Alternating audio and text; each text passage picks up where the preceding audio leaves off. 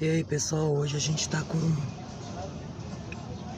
um Astra. A gente vai trocar o sistema de suspensão aqui, o amortecedor e batente. Tá bem danificado. A gente vai aproveitar a mola ainda tá boa. E os batentes tá estourado. Barulho. Beleza? Volta aí.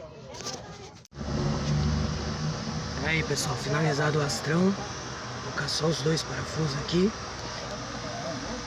Batente novo, amortecedor novo. Coloca, prende aqui para não estourar a coifa lá dentro. O câmbio vazar o óleo.